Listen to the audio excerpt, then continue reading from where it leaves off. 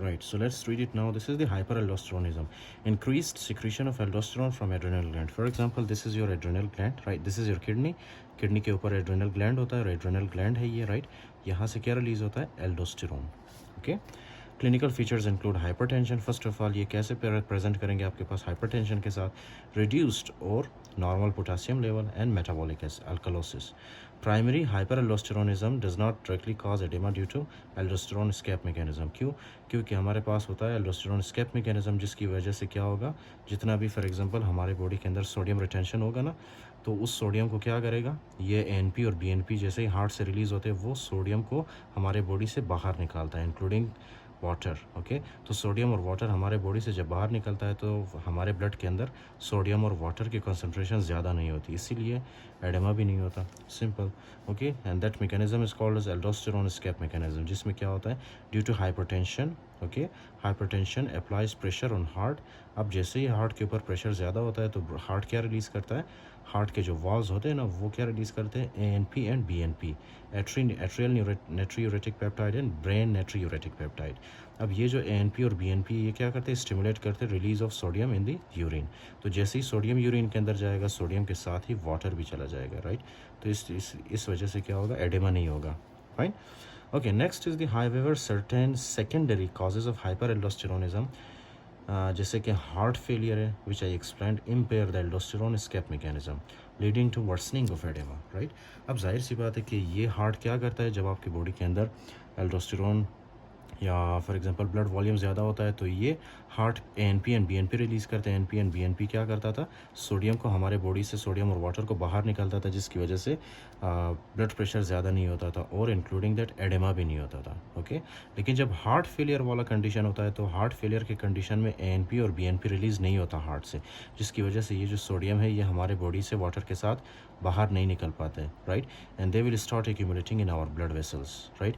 जब सोडियम और water blood vessels के अंदर ज़्यादा होता है तो ये हाइड्रोस्टेटिक प्रेशर को बढ़ाता है, जिसकी वजह से जितना भी ब्लड वेसल के अंदर जो वाटर होता है ना, they will start leaking into the extra vascular space. Okay. And that will lead to edema. अच्छा. उसके बाद है leading to worsening of edema. तो इन शॉर्ट आपने ये याद रखना है कि प्राइमरी में एडेमा नहीं होता सीवियर, ओके, लेकिन सेकेंडरी में क्या होता है, सेकेंडरी हाइपरएल्डोस्टेरोनिज्म में एडेमा होता है. अच्छा. First of all will discuss about the primary hyperaldosteronism. इसमें होता क्या है, seen in patients with bilateral adrenal hyperplasia. Okay. I explain for you. ये आपके पास है किडनीज के ऊपर क्या होता है, एड्रेनल ग्लैंड्स. तो दोनों एड्रेनल ग्लैंड्स का क्या होता है, कभी कभी हाइपरप्लेजिया होता है, राइट? हाइपरप्लेजिया का मतलब है increase in the number of the cells. Okay. या एड्रेनल एडेनोमा, जैसे कि कॉन्स सिंड्रोम, राइट? क्या है कि फॉर एग्जांपल कभी कभी यहाँ पे जो है एक बेनाइन ट्यूमर बन जाता है, राइट, जिसको कहते हैं एडेनोमा, एड्रेनल एडेनोमा. तो वो एड्रेनल एडेनोमा को हम कॉन्स सिंड्रोम भी कहते हैं, जिसकी वजह से क्या होता है, एल्डोस्टेरोन की सिक्रीशन बॉडी के अंदर बढ़ जाती है. Okay. Increase aldosterone and reduced renin. This is the most important point, okay, in this lecture. Reduced aldosterone and increased aldosterone and reduced renin leads to treatment resistant hypertension, right? अब क्या है इसमें, जो आप फॉर एग्जांपल ये जो primary हाइपरएल्डोस्टेरोनिज्म वाले patients होते हैं ना, इनको हम 3 से 4 एंटी हाइपरटेंसिव ड्रग्स देते हैं, राइट? एंटी हाइपरटेंसिव ड्रग्स देते, 3 से 4 एंटी हाइपरटेंसिव ड्रग्स देते हैं, लेकिन फिर भी ये जो पेशेंट्स होते हैं ना, इनका जो हाइपरटेंशन है वो ट्रीट नहीं होता, ये रिस्पॉन्ड नहीं करते एंटी हाइपरटेंसिव ड्रग्स को. Fine. So this is very very severe type of the hyperaldosteronism, right? अच्छा. उसके बाद है हमारे पास सेकेंडरी हाइपरएल्डोस्टेरोनिज्म. इसमें क्या है, सेकेंडरी में seen in patients with renovascular hypertension, right? Renovascular hypertension, juxtaglomerular cell tumours, जो कि क्या करता है, रेनिन प्रोड्यूस करता है, राइट? अच्छा. Listen very carefully. For example कुछ ब्लड वेसल्स होते हैं जो कि हमारे किडनीज़ को ब्लड सप्लाई कर रहे होते हैं. ओके. कभी कभी क्या होता है, वहाँ पे स्टेनोसिस होता है. ये जो ब्लड वेसल्स किडनी को ब्लड सप्लाई करते हैं, राइट, ऐसे तो नहीं होते, मतलब ये फॉर एग्जांपल ये आपके पास है किडनी, ओके, और ये एक ब्लड वेसल है जो कि किडनी को ब्लड सप्लाई कर रहा है. कभी कभी क्या होता है, ये जो ब्लड वेसल है इसमें स्टेनोसिस होता है, इसमें नैरोइंग होता है, राइट? नैरोइंग होने की वजह से ये ब्लड यहाँ से किडनी के अंदर आसानी से नहीं पहुंचता. क्यों? क्योंकि रास्ते में रुकावट है. ओके. रुकावट होने की वजह से सही से किडनी में नहीं पहुंच पाता, जिसकी वजह से किडनी सही से परफॉर्म नहीं कर पाता, राइट? उसके बाद है juxtaglomerular cell tumors. Do you remember these? I explained. यहाँ पे baroreceptors and chemoreceptors होते हैं, which are connected with each other by the help of the connective tissue and smooth muscles, right? They are collectively called as the juxtaglomerular apparatus. और ये normally क्या release करते हैं? Renin release करते हैं जब hypotension होता है, right?